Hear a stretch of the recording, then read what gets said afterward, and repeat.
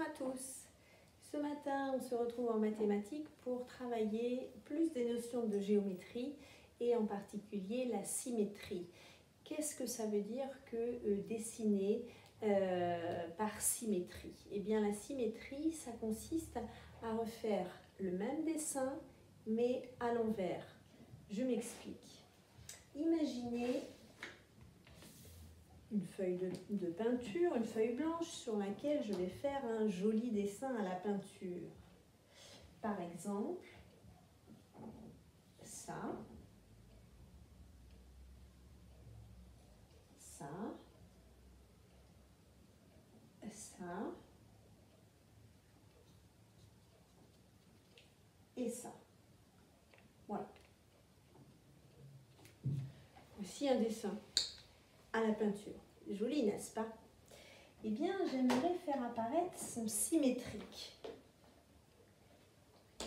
Son symétrique, ça veut dire que je vais faire apparaître le même dessin, mais à l'envers. Pour faire apparaître le symétrique d'un dessin, eh bien, il suffit, le plus simple pour de la peinture, de plier la feuille en deux, d'appuyer très fortement, et quand on rouvre, abracadabra, voici le même dessin qui réapparaît, mais à l'envers. On appelle ça le symétrique du dessin de départ. On a la même forme, mais à l'envers. C'est-à-dire que cette espèce de forme arrondie qu'on voyait sur le côté gauche, eh bien on la revoit sur le côté droit. Et puis cette espèce de forme qui partait vers la gauche, elle part cette fois-ci vers la droite. Et puis cette petite forme qui descendait, eh bien on la retrouve aussi de l'autre côté. Et on a trouvé le symétrique du dessin de départ en pliant le long d'un axe. Et cet axe qui est là, c'est ce qu'on appelle l'axe de symétrie. Et cette moitié-là est identique à l'autre moitié, mais elle est à l'envers. Alors l'axe de symétrie ici, je l'ai mis du haut vers le bas, c'est-à-dire verticalement, mais il pourrait aussi être dans ce sens-là. Et là, on a un axe horizontal avec une figure en haut que l'on retrouve en bas, c'est la même, mais elle est à l'envers. C'est-à-dire que cette pointe qui montait vers le haut, on la retrouve qui va vers le bas. Et cette bosse qui allait vers le haut, on la retrouve vers le bas. Donc l'axe de symétrie, il peut être horizontal, il peut être aussi vertical. Il peut aussi être penché, comme ceci, et il peut aussi être penché dans l'autre sens, incliné, comme ceci. Alors, pour faire apparaître ma deuxième moitié, ici c'était très simple, il a suffi que je plie et que j'appuie très fort, et en ouvrant, j'avais ma moitié symétrique par rapport à la première. Mais comment faire apparaître une moitié symétrique si le dessin n'est pas fait à la peinture? Eh bien, il y a une autre technique qui consiste à utiliser du papier calque.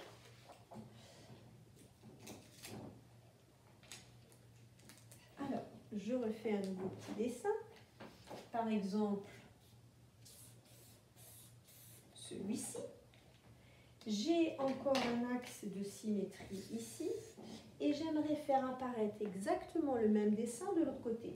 Alors là, il est fait au feu. Si j'appuie et que je rouvre, rien ne réapparaît. Il existe cependant un papier transparent qui s'appelle du papier calque et qui, lui, va me permettre de faire apparaître un dessin par symétrie. Alors, je prends tout de suite ma feuille de papier calque. Elle est là. Le papier calque, c'est un papier transparent. Vous voyez, il est transparent. Et il nous permet de voir le dessin à travers. Alors, je pose mon papier calque sur mon dessin. Et je vois mon dessin à travers. Je vais reproduire cette forme-là et je vais la reproduire avec un crayon de papier. Attention, c'est très important de le faire au crayon de papier car le crayon de papier, il contient du carbone et c'est ce carbone qu'on va réimprimer après de l'autre côté. Je vous explique tout de suite. Je repasse déjà mon dessin que je vois par transparence. Je le repasse au crayon papier en mettant beaucoup de carbone sur mon papier calque. Ensuite, je décolle mon papier calque et je vais réimprimer ma deuxième moitié en la tournant et en la plaçant de l'autre côté. Donc là, j'ai déposé du carbone. Et ce carbone, eh bien, il tâche, on peut en avoir sur les doigts, je ne sais pas si vous voyez d'ici, il tâche et c'est lui qu'on va remettre sur l'autre moitié. Donc, je décolle mon papier calque et je tourne pour que mon carbone puisse se réimprimer de l'autre côté. Alors, pour qu'il se réimprime de l'autre côté, je pourrais taper comme j'ai fait avec la peinture, mais ce n'est pas très efficace. Le mieux est de repasser encore pour que ce carbone qui est de ce côté-là se réimprime. Donc j'appuie pour redéposer le carbone qui est en dessous sur ma feuille blanche. Je rappuie bien fort, j'appuie bien fort et quand j'enlève mon papier calque, eh bien le carbone qui était là s'est imprimé sur ma feuille. Et j'obtiens ainsi un symétrique, un dessin symétrique. Voici ici une moitié, l'autre moitié est symétrique par rapport à cet axe rouge.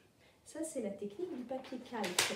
J'ai donc repris la forme de départ en y mettant beaucoup de carbone, puis j'ai réimprimé le carbone qui était là en regribouillant dessus et j'ai fait apparaître ma deuxième moitié. Donc, il y a la technique de la peinture qui consiste à plier le long de l'axe pour que la peinture s'imprime de l'autre côté. Il y a la technique du papier calque qui consiste à prendre la forme d'un côté et à la reproduire de l'autre pour faire apparaître le symétrique. Mais maintenant, si on a un dessin qui a une certaine forme et on voudrait faire apparaître son symétrique, mais sans utiliser la technique de la peinture, sans utiliser la technique du papier calque, comment faire réapparaître le symétrique? Eh bien, le symétrique, à ce moment-là, on a besoin de faire apparaître un quadrillage. On va avoir besoin d'utiliser des petits carrés, des petits carreaux, notamment les carreaux de votre cahier, qui vont nous aider. Je vous explique comment. Voici une forme. Voilà, c'est ma forme de départ. Et voici mon axe de symétrie. Je voudrais faire réapparaître cette forme-là de l'autre côté, par symétrie. Je ne peux pas plier mon tableau en deux pour faire réimprimer cette moitié-là sur l'autre. Je ne peux pas mettre de la peinture et plier le tableau en deux. Je ne vais pas utiliser le papier calque. Comment est-ce que je peux faire apparaître cette moitié-là de l'autre côté par symétrie? Eh bien, je vais utiliser les carreaux et je vais utiliser aussi tous les petits segments, tous les petits coins, tous les petits sommets, pardon, tous les petits coins pointus de ma figure et je vais les replacer de l'autre côté. Alors, ma figure, elle a cette forme-là, elle a un petit sommet pointu qui est là, elle a un autre petit sommet pointu qui est là et elle a un autre petit sommet pointu qui est là. Ces sommets pointus, ils vont réapparaître de l'autre côté. Mais où exactement? Eh bien, regardons celui-ci. Il est à combien de carreaux de l'axe? Combien y a-t-il de carreaux entre ce point-là et mon axe de symétrie? Il y en a deux. 1, 2. Et bien, de l'autre côté, je vais aussi compter 2 carreaux. 1, 2. Et je vais replacer un petit point 2 carreaux plus loin. Donc, je compte le nombre de carreaux entre ce sommet-là et mon axe. Il y en a 2. Je reporte ici le même nombre de carreaux, 2 carreaux. Ça veut dire que ce sommet-là, que je peux appeler A, eh bien, il va se transformer en A'. C'est le symétrique. A' est le symétrique de A par rapport à cet axe de symétrie. Prenons ce petit sommet pointu ici. On va l'appeler B. Combien y a-t-il de carreaux entre B et mon axe de symétrie? Entre ce sommet-là et l'axe, il y a exactement un carreau. Et bien de l'autre côté, il doit y avoir aussi un seul carreau. Là, il y a un carreau. Et bien je recompte un carreau pour faire apparaître le symétrique de B. Et je vais l'appeler B'. Je peux commencer à relier. Au départ, j'étais là, et je rejoins A. Et bien là, je vais rejoindre A', puis A rejoignait B. Et bien A' va rejoindre B, et j'ai le début de ma figure qui apparaît. Ici, j'ai un troisième sommet pointu, que je vais appeler C. Je compte aussi le nombre de carreaux qu'il y a entre C et l'axe de symétrie. Il y a 2 carreaux. 1, 2. Et bien, de l'autre côté, je fais aussi compter 2 carreaux. 1, 2, et C' arrive ici. Entre C et l'axe, il y a 2, et entre l'axe et C', il y a encore 2. B était relié à C, et bien B' doit être relié à C'. Et C était relié à l'axe, alors C' sera aussi relié à l'axe.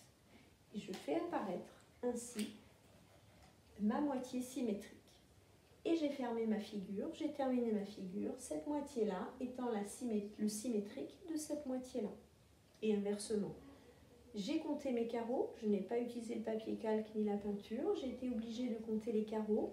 J'ai marqué ici à chaque sommet des lettres, A, B, C, D, E, F, etc. J'ai compté ensuite le nombre de carreaux qu'il y avait entre chaque sommet, chaque lettre et l'axe. J'ai reporté le même nombre de carreaux de l'autre côté.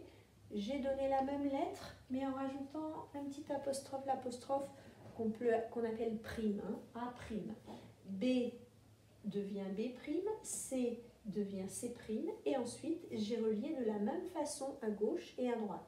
L'axe était relié à A, j'ai relié l'axe à A', A était relié à B, A' est relié à B', B est relié à C, B' est relié à C', C est relié à l'axe, C' est relié à l'axe, et j'obtiens ainsi la symétrie. Pas si difficile que ça.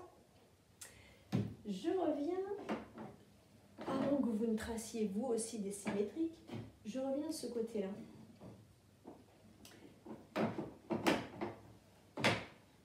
Voici une petite figure.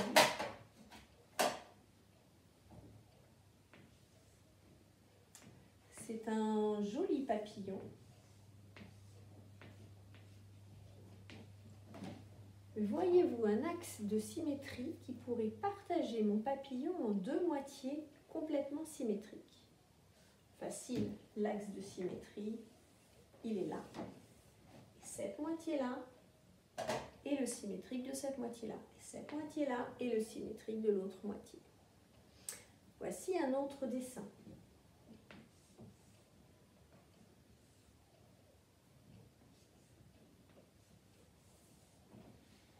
Voyez-vous un axe de symétrie sur ce dessin-là que je pourrais tracer?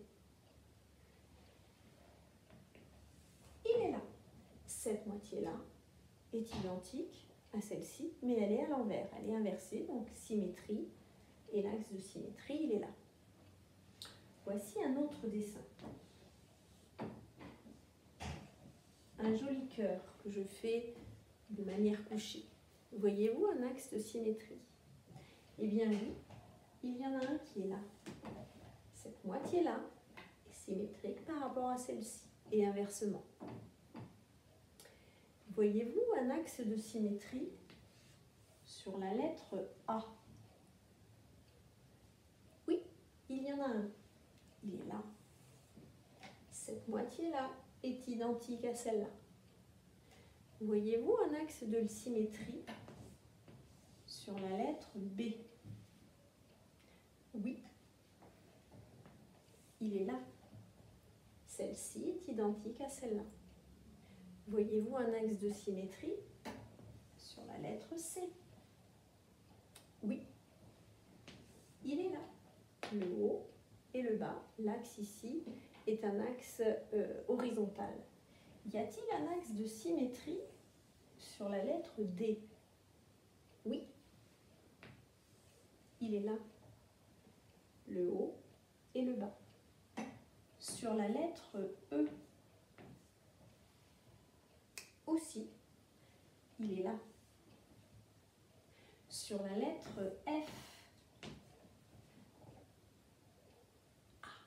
sur la lettre F, il n'y a pas d'axe de symétrie.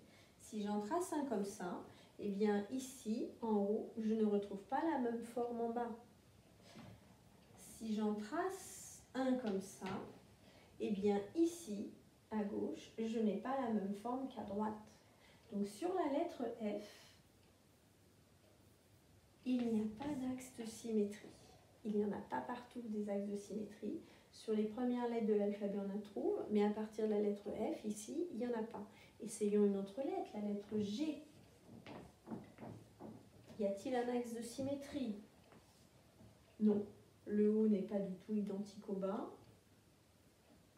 Dans ce sens-là, non plus. La moitié gauche n'est pas identique à la moitié droite. Essayons d'en mettre en oblique. Non plus. Là non plus, on n'a pas d'axe de symétrie sur la lettre G.